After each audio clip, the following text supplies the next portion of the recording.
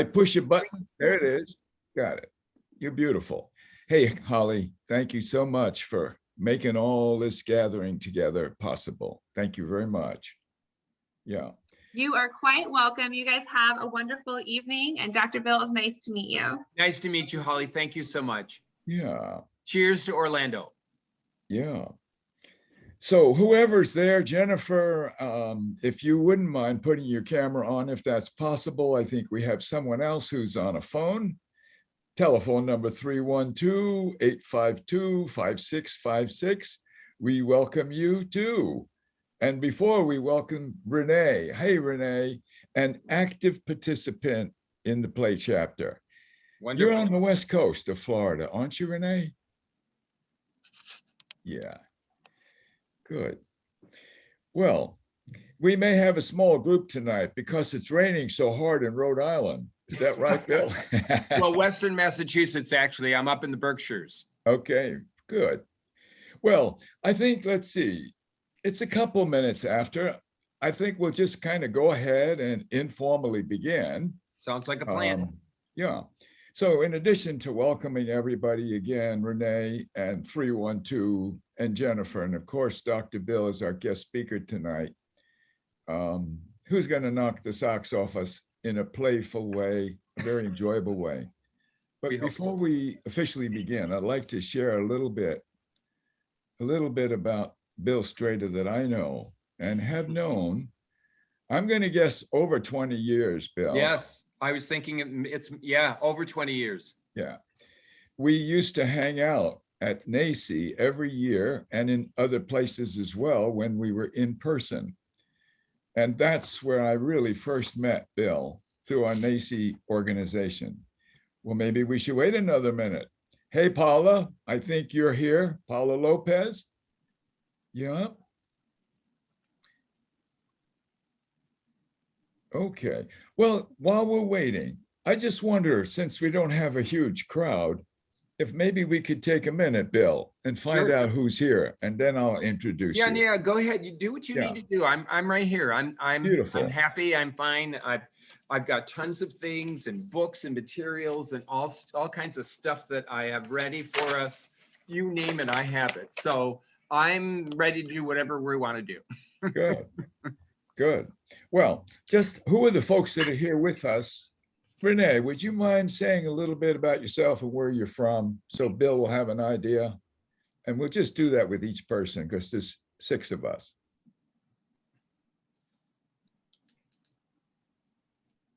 I can't hear you if you're on. Renee?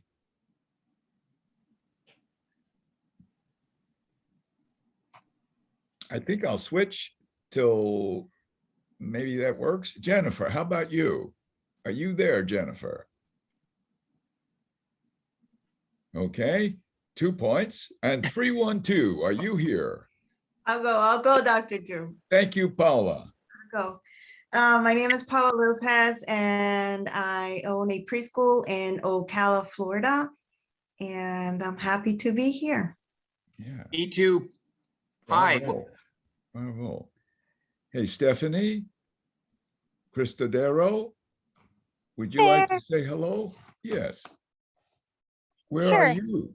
Where are you? I'm actually getting in the car, so I just wanted to hop on while I was in transit. Are you driving? Not yet, no. We all do that sometimes, don't we? If we have to. Yeah. All right. And then let's see. Jennifer, are you there? We're going to assume you are. And I'm here. Good. Would you like to say a little bit about who you are and where you are? Sure. I'm in Tampa, Florida, and I actually teach Head Start for Hillsborough County School Board. Oh, excellent. Will you be going to the conference next week? The Head Start conference? No. Yeah. Yeah. Okay. Back to you, Renee, for a moment. Are you on? Can you hear me? I can now. Yes. Okay. I guess my headphones were not playing funky. They're working fine. Okay. Yep. I'm in Pinellas County, Florida, and I've been in the field for going on 22 years. Oh, God bless you. Yeah. Good. And we heard a little bit from Stephanie and 312. Good Anything you'd like? evening. Hmm? Yep, this is 312. I'm originally from Chicago, but I live in Miami. I've been in the field of experiential education for about 25 years, but I just entered the field of toddler mom, and my child's in a nature preschool here in Miami. So I'm here with my daughter right now, so I'm going to be on mute, but nice to meet everybody. Well, fantastic. And Thank Chicago you. person, I was born in Lake Forest Hospital. Hey, nice. That must be in Chicago too, Bill. Yeah, right outside of Chicago. That's right. Yeah, fantastic. Good. I'm a Midwestern farm kid originally. Yeah.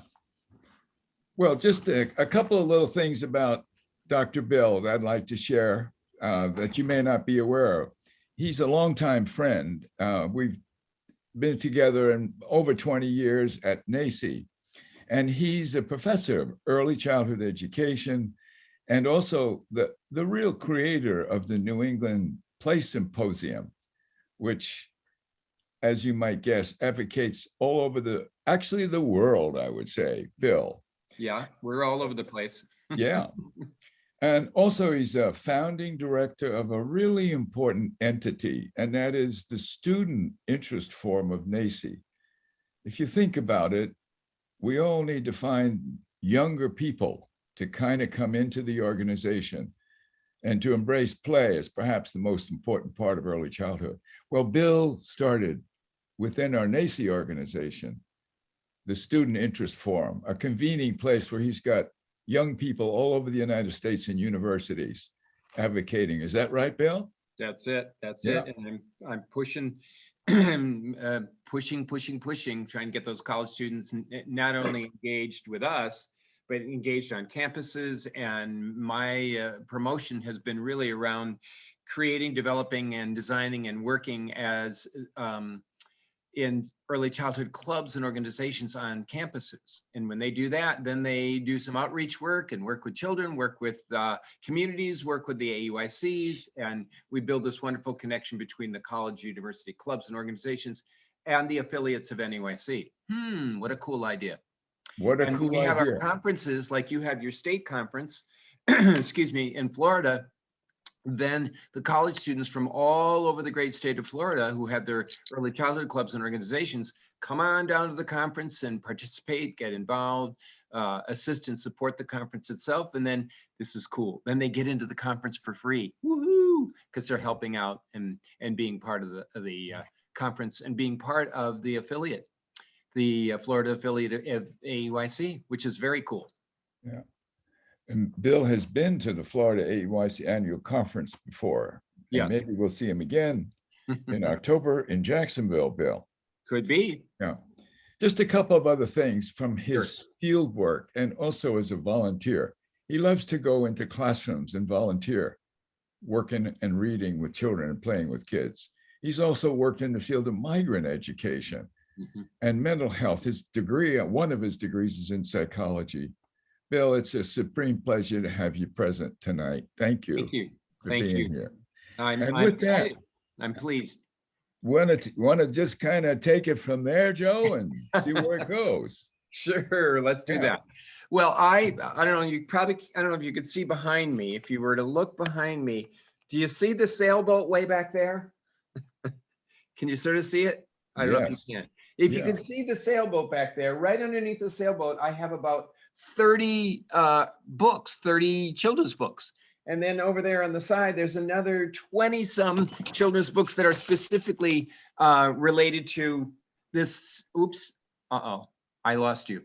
We're there. We're Oh, with good, you are. We see you. I lost the screen anyway. Related to the alphabet. So there's all the diversity of different alphabet books that I have that help me to and help children to understand this whole cool phenomena called letters, and putting those letters together and making these neat sounds and developing this phenomena we call reading and this wonderful thing called literacy. And so some of the work that I do naturally is I've been actively involved in, excuse me, Jumpstart's Read for the Record, which is a newer program. The National Education Association's Read Across America, which I've been involved in over 20 years, been reading and involved in Read Across America Day. And there are a couple of other offshoots of that, which I'm excited about. So we're discovering that certainly reading to children is an incredibly important aspect of literacy development and language and the wonderful world of books. And so that's, basically the kinds of things that I've been involved in. I have books everywhere, here, there, and everywhere, actually in my house too. And I've been interested in sort of the whole aspect of this emerging thing called literacy and how it develops and how it grows and what those remarkable teachers are doing to help facilitate this wonderful thing called emergent learning through the phenomena of this abstraction called letters, and putting all those letters together in interesting ways that create words. And from there, off they go into the possibility of putting those letters and words together to do this thing called reading. And what a cool thing that is to develop and design this whole thing of emerging literacy and emerging reading and this whole phenomena of books and rhymes and riddles and poems and fun things that children get involved in and engage in. And of course, I read to children every day when I'm substitute teaching, and I go out several times a year to read to children in diversity of settings. Head Start, preschools, childcare centers, kindergarten through third grade, and on beyond Zebra, and even college and university students. So that's just a hint of the kinds of things that I've been involved in for a number of years. My Jumpstart's Read for the Record, I've done in a number of different states and promoted that at college and university levels. And we actually read in a number of state houses. And actually, I've even gotten a number of governors involved in the whole aspect of looking at children's literature as they could see it across the state. How am I doing, even though I can't see anybody? Oh, we're right with you, Bill. Thank you. Okay. We can see you. Yeah. So I want to remind you that we do have a couple of slides that I have for you. Oh, you do? if you'd like Okay, at well, any I time to can't show see them. So I think that's so funny. So do the first slide, and what does it say on it? Well, let's take a look and see if I can find it. Okay, good. Are you Let's try still? this one? All right, go ahead, go for it. And the first one says the National Read Across America, Right. March 2nd. Yep, that's coming up. The NEA's, that again, that's the National Education Association's Read Across America event. We do use Dr. Seuss's books, and it's of course March 2nd, or tries to be right around March 2nd, and that is Dr. Seuss's birthday. And so the development of that particular project across the country with the National Education Association, again, is just the phenomena of reading. Although they did select, again, March 2nd, because it was Dr. Seuss's birthday, and reading the kinds of books that he wrote, and I guess the poetry and the rhyming of words was particularly important in how many of the books that he created and he used over the years. Green Eggs and Ham is one of my favorites, and that's one I use a lot if I go out and read to children when we have that Read Across America Day. And that's a national day that's actually coming up in 2 weeks. Very cool. I'd show you the number of the books, but can't do that. Bill, I put up the slide that I'm assuming you can't see. Yes, okay. It's the Dr. Seuss book. Okay, good. He has the hat that you have. Yes, I have many of those. Right. And there's a reading there. It says March 2nd is National Read Across America Day. Right. Which you just shared. Yes, yes. I'm going to skip to the next slide. Sure. Yeah. What does that one look like? And let's see. At the top, there's two images. It looks like children's heads immersed in three different books. And Okay. it said, hats off to reading. Reading is fundamental. Okay, the RIF program. Okay, Reading is Fundamental is another reading program, just similar to it. Reading is Fundamental is just another project similar to Read Across America, where we're reading to children. And that one I really like to engage parents and families. That's another outreach program where we like to see if we can get moms and dads and uncles and aunts and grandparents also engaged in the whole process of reading with children. Now, Bill, is there something you could say about the process that you use to get those folks involved? Is it reading together aloud or? Well, yes, I think the whole idea is you're either snuggling down with the little person next to you, or you've gone out to schools or libraries, all different kinds of places where you have the opportunity to bring your children's books out and to actually to read. I mean, that's really the point. I appreciate the fact that there are a number of bookstores, which is another great place to actually go read to children. I've talked to many people who own bookstores and stuff like that, and I asked, could I come in at some point and read to children? They thought, are you kidding me? Of course you could. And let's set up a day or a morning or whatever. And I've done that with my college students as well, where we've gone in on a Saturday morning and gone to a Barnes and Noble or going to a smaller bookstore to read to children when they come in, and even send a little notice out in advance with the local newspapers saying that, the college students from ABC Community College will be at the bookstore on Saturday and would love to read to children. There you go. Fantastic. Yeah, good. I wonder, Bill, could we open it up for questions in case anybody might like to ask a question as you go along? Sure you can. Absolutely. All of you folks who are present, if any of you have a question you'd like to pose for Bill or discuss, we have fortunately a size group that allow us to, share pretty easily. Mhm. If anybody's got a question that they'd like to pose for Bill, please don't hesitate. I'll pause for a second in case you do. Okay. I have a question. This is Lolo. I love it. I have a almost 3-year-old, so like right in it. And just curious with like your work and research with like multi-languages, multilingual children, any feedback there with like reading and literacy? Absolutamente. I love the fact that again, primary language, whatever that is, if it's French or Spanish or German or whatever it is such a wonderful aspect of it.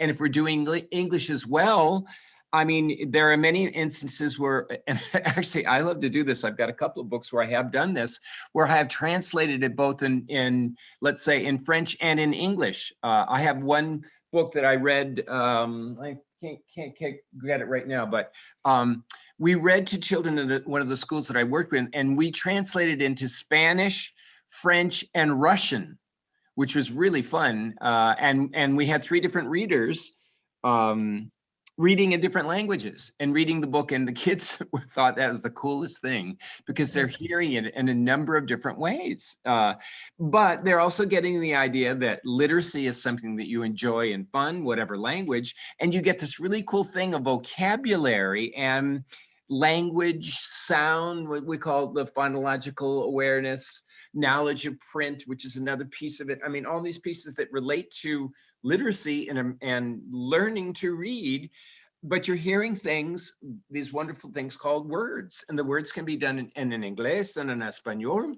They could be done en français, oui, or it can be done in German or whatever, but you're hearing the sounds and the words, and of course, seeing the pictures, and noting that all of this relates to this really cool thing we call literacy, and also has to do with language and communication and this really fun things called words and letters. So it doesn't slow Mhm. anything down by like having, like we're a trilingual household, Spanish, Mhm. Zulu, and so we try to make it more like times of the day that we read or, do things, but I'm just Sure. curious. So I think the exposure, it's just, I mean, that's the piece of it. And they're learning, I assume, and what happens is that they're learning primarily in the language that's being used the most, I would say that you're hearing most of. And then the other pieces of it, because you're talking in other languages as well, and using that as well, they're going to be hearing, responding to that, because you as moms and dads or our caregivers and our parents are doing that. They're seeing it and modeling it and listening to it, and you're engaging them in that wonderful thing called language and interaction. And that's the name of the game. I think that's the best part about the whole phenomena of us learning about early literacy and literacy development, and hearing and listening to language and languages in your particular instance, where children are learning a diversity of languages. I don't think it's hurting. I don't know of any children that I know are like, oh my God, I'm speaking different language. So yes, you are. Yeah. But other kids, they really even ask that, well, tell me about that word again, because they like to hear it and like to hear what those words are and how they sound similar and how they're different. Mm-hmm. Wonderful. Wonderful. All right. I'm going to advance these little slides and we'll keep the question opening open. Okay, that sounds like a plan. Yeah. Well, we'll see if this advances, Bill. Okay. Sometimes it doesn't, and right now it's not. Okay, So well, that's okay. I have an idea. I imagine you have so many books that you're familiar with. I wonder if you have a favorite one or two that you might consider reading for us. Well, I'll show you. I'm going to show you, if I can, if you can see them. Some of the books that I found have been just a blast and a half. These are books, and I'm going to hold them up if you can see them. Now, here's one, again, that has been used for our Read Across America events. Now, this one, that particular year, is called The Bear Ate Your Sandwich. And it is a children's illustrated book. I don't know, can you see it? Is it Yes, popping up? it Okay, shows cool. beautifully, Bill. There's one, and now watch. Here's another one. Woohoo! These are books that are actually used for the Read Across America events and several others. In other words, there are national books that have been selected. Here's another one called Evelyn Del Rey is Moving Away, which is another one of the books that's used. Beautifully illustrated, because again, you're looking at a number of books that are children's illustrated books. Amy Wu and the Patchwork Dragon is another one that it is honored by being one of the books that we read across the country. I'm just going to keep going. Yay! Here's Bunny Cakes. By the way, Bunny Cakes, where I was teaching in one particular school, this is the one we read in several languages. We did it in French, we did it in English, we did it in Russian, which was really fun. When we sat down and read it to them, we read it in all three languages, which was really a blast. It was very fun. We were looking at each other like, really? That's how you say it? The kids really enjoyed the opportunity to hear this in English, but in other languages as well. Yeah, yeah.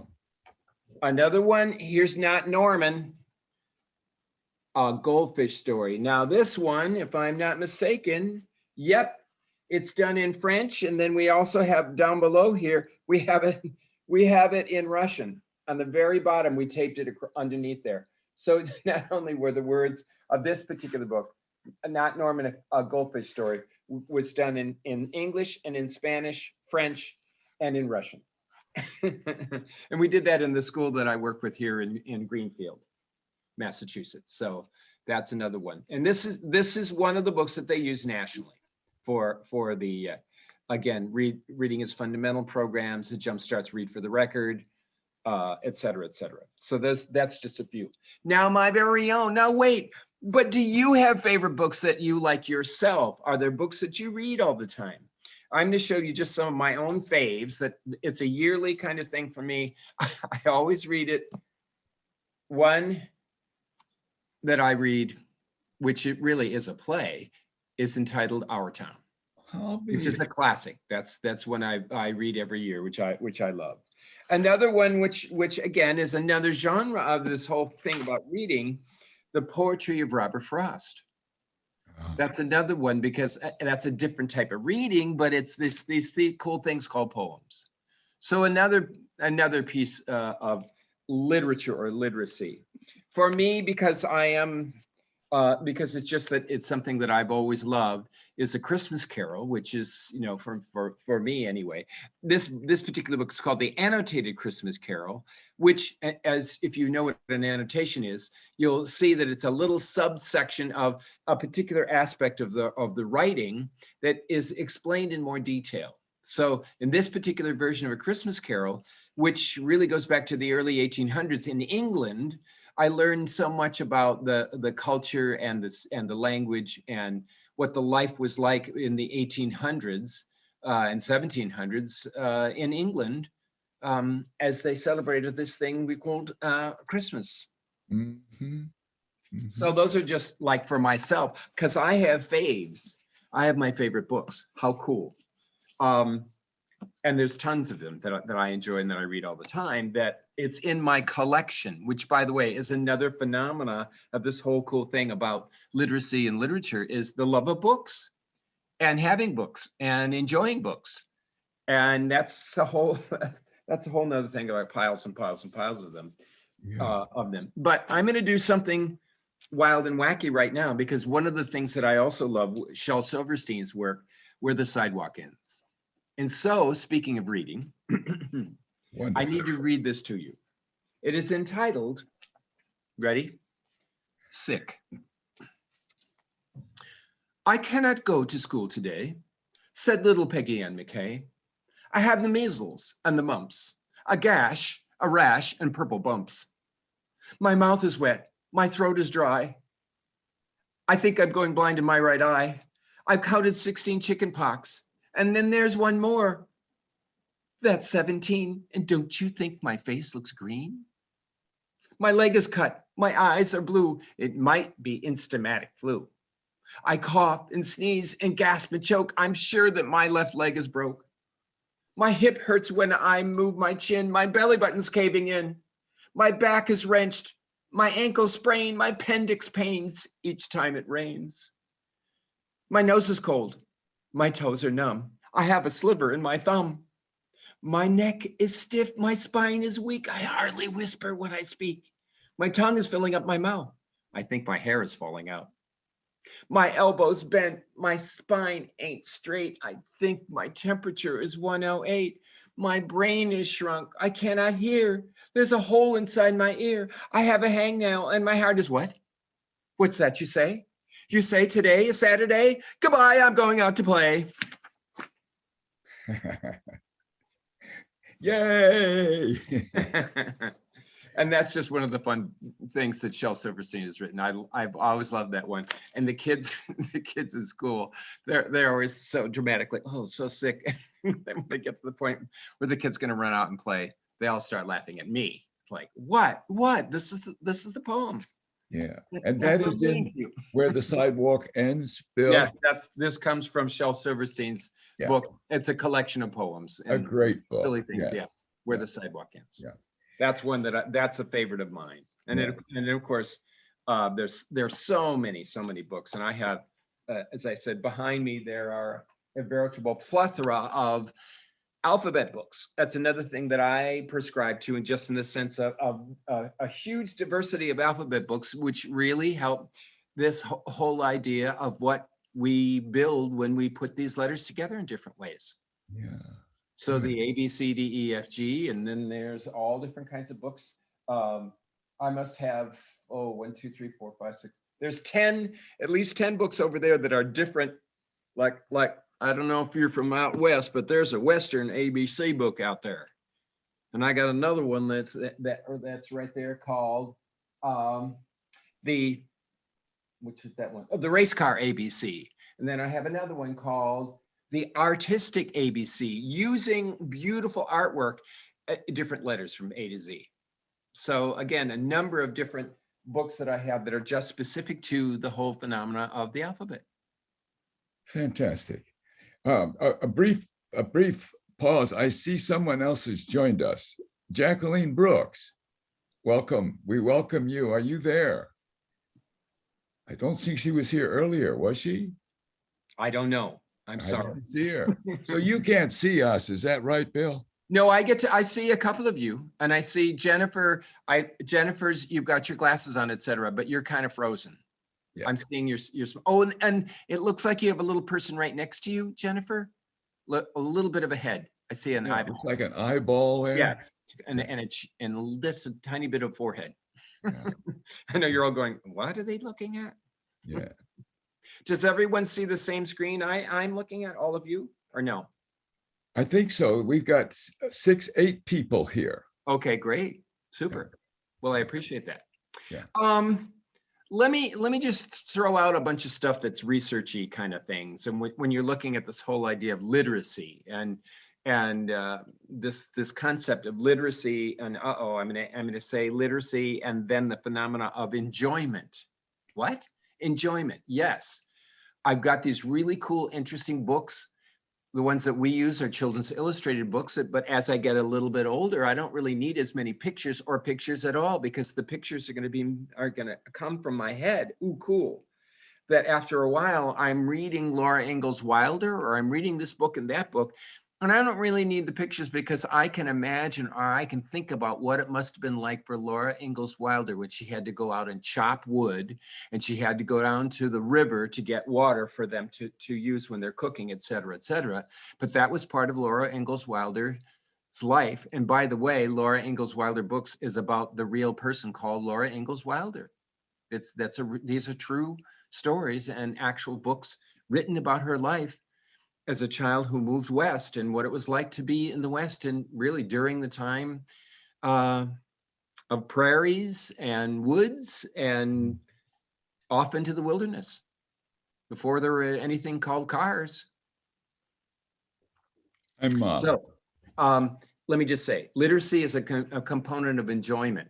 One thing I want to talk about, or just mention, vocabulary and language, because you just heard me do this one little silly thing that I did. Vocabulary and language and how it's used in books. Phonological, the sounds of, the phonological awareness of this cool phenomena called letters and words. Knowledge of print, print, hey, cool, look at this book, it's got some words on it. This book has got some words on it. This one has got some words on it. This whole phenomena of the printed word, the printed letters, and letters and words. And guess what? My name begins with a letter B. Yours doesn't. Oh, the difference between us as who we are as people and these really cool things we call names. Because everybody got one. Walter, oh my God. Wait a minute, you and I can be best friends, because you're W for Walter and I'm W for William. Hey. And look, this is the letter we could use for W.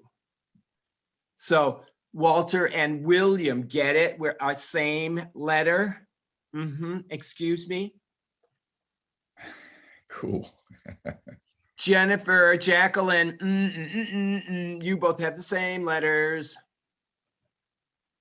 And of course, the kids get it. You and I are like, yeah, big whip.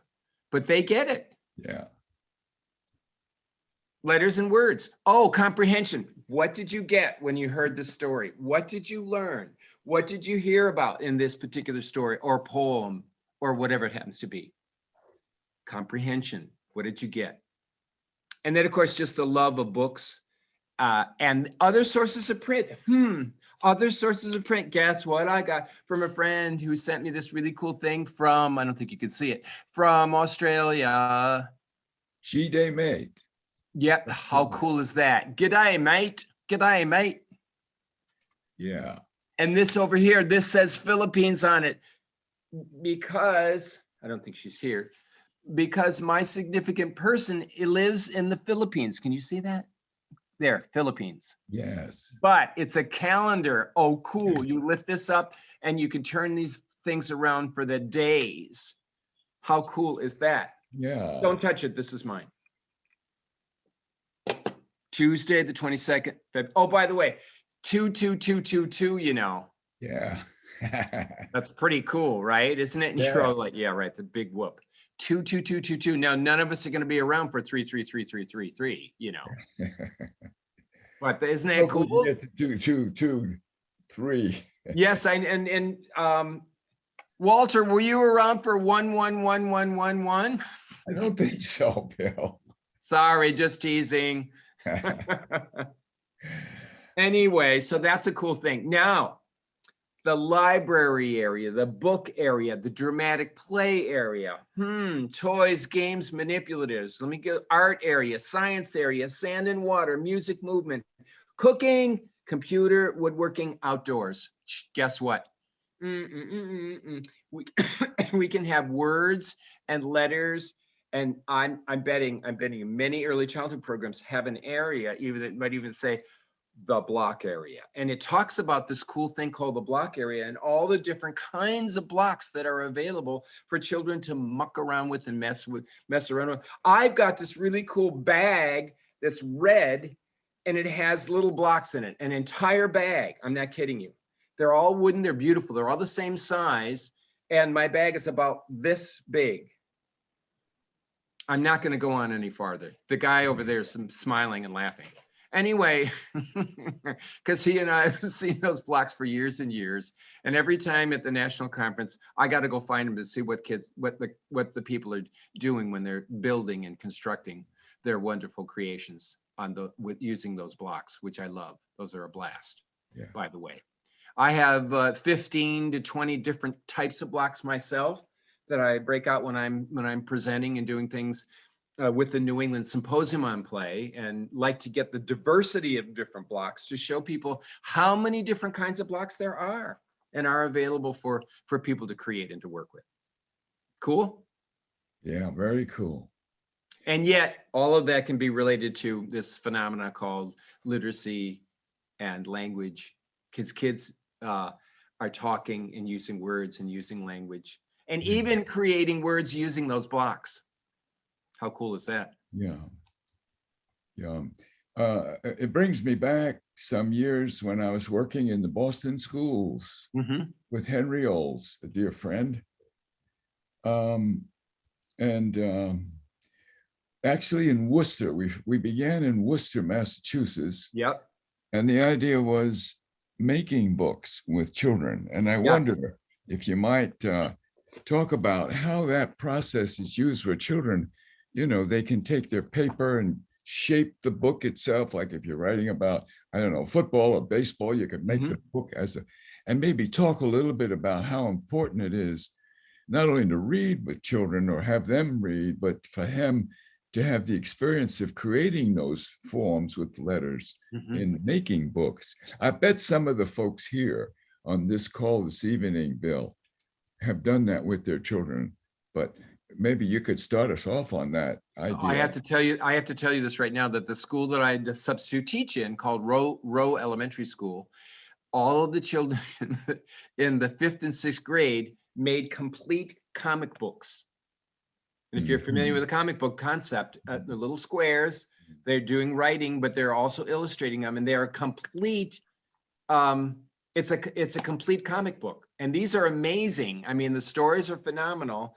And you know, it's not light reading. They have maybe 20 pages per book. It's amazing, and really, really fun to read. And they do all the illustrations, all the coloring, all the writing for those comic books that they've created. Handmade comic books, their own topic, their own subject, their own fantasies, their own whatever it is that they want to do about, if it's horses or cows or animals or people or super creatures or whatever they happen to be.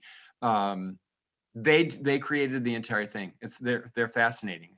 I keep wanting to, they have them displayed up on a bulletin board. I keep wanting to take them down and sit down and read them. But they say, Dr. Bill, what are you doing? I'm reading one of your books. No, it's supposed to be up on the wall. Okay, I'll put it back. Sorry. Yeah. But what a fun thing to do. I mean, what another way of expanding the concept or the idea of literacy, and here, literacy and writing, in addition to that, illustration. Yeah, good. Just out of curiosity, folks who were present, do you or have you recently or at any time explored the making of books with children? Anybody have any experience with that? And if you do, could you talk a little bit about that? Go, Renee, go. Yeah. I saw you bob your head. Yeah. Yes, I've created books with kids in the past. Recently I haven't, but I have created books. I would laminate them, whether it was taking pictures of them or drawing it myself or having them help draw the pictures of the books and then write in the words and stuff. I've had a lot of teacher made books over the years that I've left behind at the centers I've worked at. Gifted to the children, huh? Yeah, cool. Just Bill, for you, Renee herself is an avid writer, creative writer, and she has a blog and shares her thoughts and creative imaginings. Yeah. I'd love to see those. That'd be fun. Yeah. Bill, I have a question that I'm going to try to articulate it. What determines when you say you read for enjoyment? Like for instance, like I saw the different books and the titles that you were showing us. Like what draws you to that type of genre? Because I'm not sure if because it's your line of work, so you're interested in reading that. Like so I could, if it is your line of work, I could see why that would interest you and you would find enjoyment. But like what makes, like for instance, like I don't understand poetry. And of course I'm not from this country. I did not grow up in this country. I don't understand like certain texts. And so what makes, when you say enjoyment, is it because something that you're interested, but you say you keep reading it, you read it each year? Is it like you already know the message? So I'm just wondering what prompts you to feel enjoyment in that type of text, and is it different for like everyone? Because with me, I enjoy reading business books and I enjoy reading anything that's early learning. But beyond that, like for me to read like a novel, I'm probably the only one who hasn't read the Harry Potter books. So I wonder what is it that attracts people to certain genres, and like for instance, like Shakespeare, like I wouldn't understand that type of text. Me too. Shakespeare is wonderful, and it's very phenomenal in terms of the history of that particular poet and writer of that time and that era. But it's not easy reading some of the things that come out of Shakespeare. Particularly the language at that time when Shakespeare, with the Shakespearean language was being presented in terms of plays and poetry, et cetera, et cetera. That's not easy for a lot of people, to be honest with you. For you, in terms of your cultural background, do you enjoy reading the books that you have, from your own cultural perspective? And are there some books that you went, oh my God, I love this book, and it is written in Espanol or it's written in French? I don't know how my brain was wired. It's odd. I don't like reading in Spanish. I don't like. My brain has a hard time translating from English to Spanish the text, like the way my brain works. But I don't know. Sometimes like my languages get crossed. So so let me ask another question. Let me ask another question, because I love this. How are you in music? Do you love music? I mean, I wouldn't say I'm musically inclined. No, I do like music. No, but I mean, do you like to hear it? Do you like listening to it? Okay. Yes. And do you like listening in Espanol and in English? Yes. Both languages.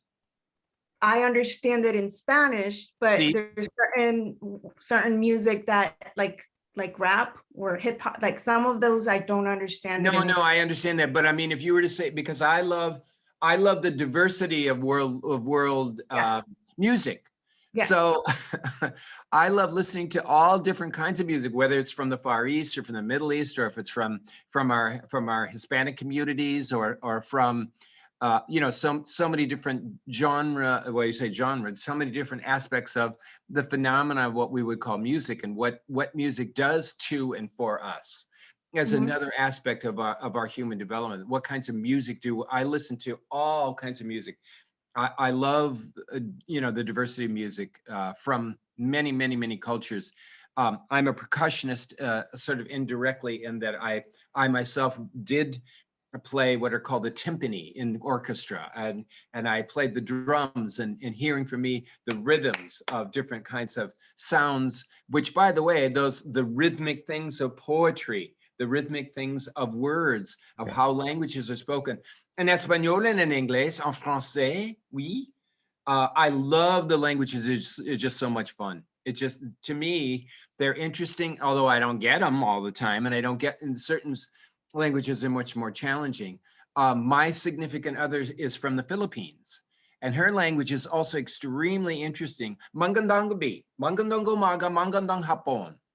And I'm going, what?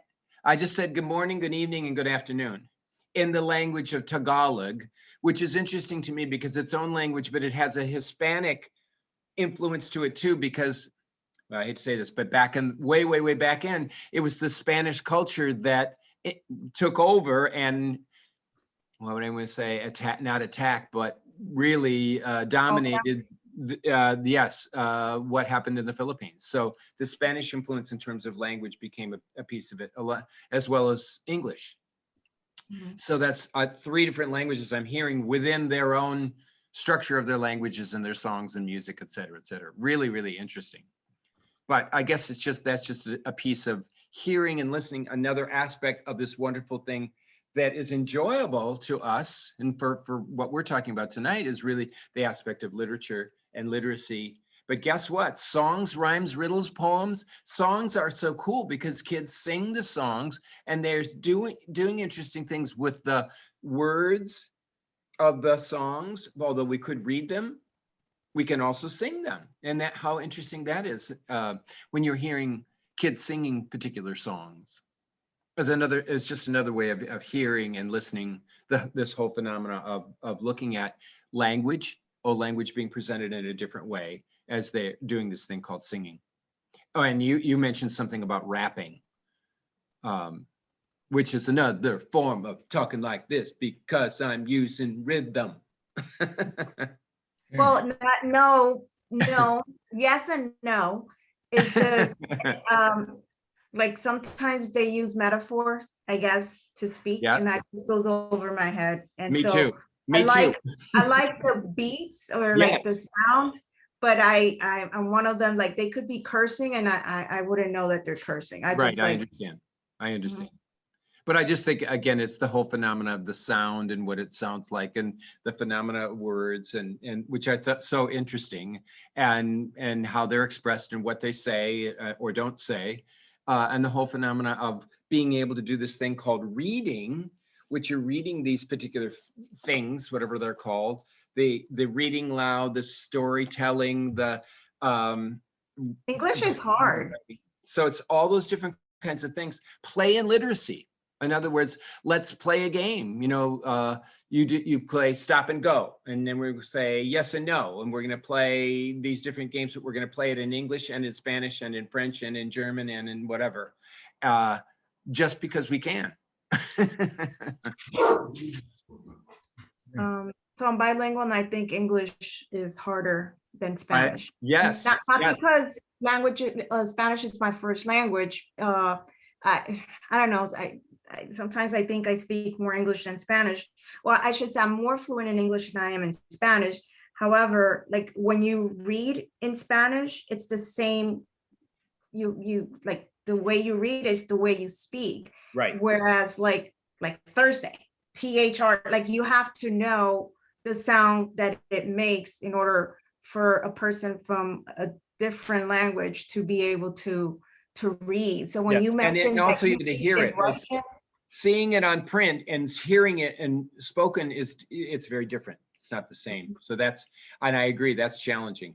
It really is challenging for all kinds of languages.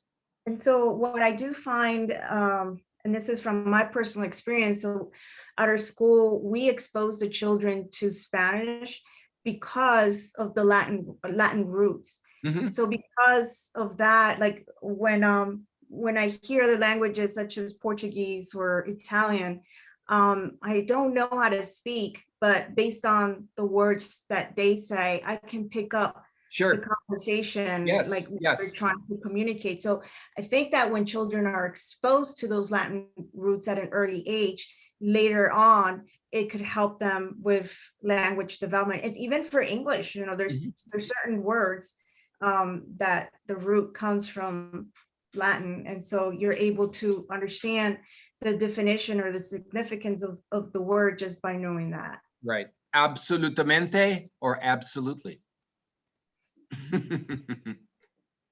Yeah. How are we doing, Walter? How's our time thing? Did I go over or something, or? No, we're what's doing up? good, Bill. We have Oh, good. another 5, 6, 7 minutes. Oh, okay, good, good. I was just thinking about this conversation and how being exposed to different languages, like you were saying, Paula, just being in the presence of the language spoken, even though you don't know what the word really means, you can identify the genre. Mhm. And out of that, perhaps develop an interest in that culture. And in the same way, I was thinking about books have that power. In a sense, the sound or the content of the book that you're reading, like the sound of letters or words, and may have a certain appeal to you. The content or subject of the book, therefore, corresponds to the sound of the words or letters. So, for instance, if you don't know anything about, well, pick the subject, playing a trombone. If you develop an interest in what a trombone is, and perhaps have access to an instrument like a trombone, then what you do through the book is perhaps develop a whole lifelong relationship, not only with music in general, but perhaps a specific, like a trombone. Sure. So books open up a whole world of new possibilities. It seems to me that it is a very amazing, gifted way of learning a lot about the world. Yes, yes, I agree. And when you add pictures to the books, Mhm. it just increases your enjoyment. Mhm. Yeah. I wish we had time, actually, and maybe another half hour, another hour, to jump into an activity of composing spontaneously a little verse that peeks at what poetry is, or rhythm Mhm. in words. How does one learn to be rhythmic in the creating of language? And just having fun, scribbling and coming up with words that rhyme, making little passages, and then together, putting those together, each of us And contribute. Yeah, You said something interesting called rhyme. That's an interesting phenomena. A rhyme. What the absolutely. heck is a rhyme? What does a Yeah. rhyme do? And thinking of something about that it rhymes, and then I'm thinking about this whole thing called music. Mm. And that's another thing where you're attaching some sort of sounds to these utterances that become, could be a word, or could just be a tone that's here, and then it goes up and it goes down, and it's up and down and up and down and up and down. Interesting, that whole phenomena. And do we, when we're talking and we're speaking, do we use different intonations? Yeah. Do our voices always sound like this, so we talk exactly like this, and we do not change the way we speak in any way, shape, manner, or form? I am totally angry with you and I want to punch you in the face. Or no, I like you very much and I think I will kiss your nose, et cetera, et cetera. So that phenomena in and of itself, did you hear me? In and of itself, the other aspects of looking at and listening to the phenomena of the spoken word, Yes. which is pretty cool. And I love in español and in inglés, es perfecto. Is perfecto, señorita, señora. I like it. It's so beautiful. This whole thing en français, c'est magnifique, c'est grand, et pas mal. Et toi? That the whole concept and the idea of sound and intonation and these really cool things called words that are then placed in this context of, oh, yes, we're going to talk now. And I love the Brits because I am a half Brit, you know. I did come from England and my mother was a British and my father was a Yank, as they called during World War II. They met and they dived out of the way of the buzz bombs and they came back to the States and then they had their children. And I was one of those children, you see? Have you gotten that, Dan? You notice the silly accent I'm using. I think you're a Brittany boy, at least half Brit. Yes, exactly. And that's people say, what the hell do you think you're doing, William? You don't speak that way. You're not from England. And I say, well, I damn well right. I am not from England. I don't know why I'm talking like this. This is absolutely ridiculous that I should even attempt to speak of this sort of silly accent that you've got. Now, do you hear all those different intonations? All the different sounds? Very dramatically different. Eine kleine Nacht Musik bitte. What? Eine kleine Nacht Musik bitte. A little evening music, please. Huh? But the loveliness and the wonderfulness of language and the diversity of languages is so interesting, I think. Intonation and inflection, and of course, I'm hearing the diversity of languages because I think they're so cool. But now let's take all those words and put them in a book. Yay, it's in a book. And then how can I use them? Put them together in different ways, or they go in a certain way to create this really cool thing called a story. Interesting. And from those stories, other things, and this one is poetry, and this one is some more stuff. And then here's a whole story about the worst Christmas pageant ever. And here's a story about our town, which is a whole nother thing. And that's not a story, but that is a, oh dear, it's a play. This is a play. What's a play? Where these people have different parts and different people are talking? Huh, interesting. The phenomena of a play. What? I don't get that at all.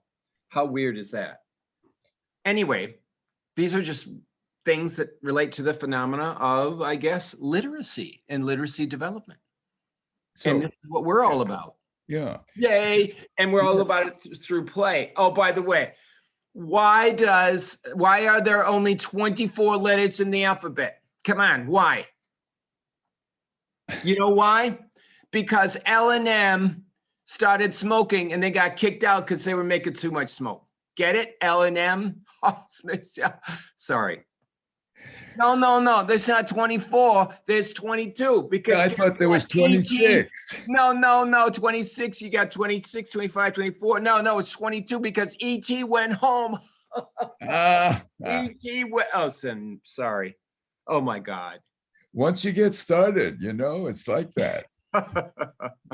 And those happen to be, what do they call those things? Jokes. That's right, a joke. Yeah. A joke is to do, why are you doing a joke? What is a joke? Something to make you laugh? Yeah. Yeah. It's silly, it's funny, it's stupid, it's dumb. It's just something to do with the whole phenomena of being human. Dogs don't really Playful. Yeah. And playful. Yeah. Oh my God. Well, listen, Bill, I have a question just before we go. It's we're Time to roll, yes. We're about a minute or so off. Okay. But do you have any suggestions or recommendations for us with regards to this topic of strengthening literacy or book reading with kids? Any hints of what you might suggest we do? Well, I guess resources as it relates to that, I think, you know, they're like, I'm sure there are books that relate to reading, you know, how to read and the whole phenomenon of that. There are educational books, and there are books in, you know, if you have a major in reading and language development at a college or university, which is the technical aspect, the research related to literacy development, and how does language occur? How does language move from the oral tradition to the written phenomena? And then how does that written phenomena that's now down on a page, when we look at it, how do we see that? Those squiggles, those little icky things called letters that are put together in a certain ways, Paolo, porque we put the letters together in a certain way and they create this thing called a word. But sometimes I'm looking at the word and my words get flipped around, or my letters kind of get switched around, which is another aspect of me cognitively. My brain is wired a little bit differently. So I'm not seeing it the same way you all are seeing them. I'm seeing the letters a little bit differently, which is another aspect of the whole phenomena of emergent literacy and literature and words, again, and cognition. I mean, there are so many pieces to this that relates to the phenomena of the aspect of learning to read, okay, learning to write, okay. Those are pieces that I think we all do it. We have books and books and books, and we start off with this cool thing about just reading to your babies. Your preschoolers. Bill, it's I think you could just keep going on for another hour or two. Yes, we could. We could go on for years because we have to sort of close, or pretty. I know we do. We're a little over here, but that's okay. Okay. Well, I appreciate the time, and I appreciate the thoughts that you have, and the interest that you all have in the phenomena of play and literacy, which I think is phenomenal, and the whole aspect of what is this whole really cool thing. And you happen to be doing or actively involved in that too, because if I'm not mistaken, there may be some kind of a book that might come out on self-active play. I don't know. I've just heard something about that. Like it's have to do with the purpose of play and the power of play. And oh, that's right. It was written by Walter. What's the guy's name? Oh, Drew. And another doctor by the name of Lopez.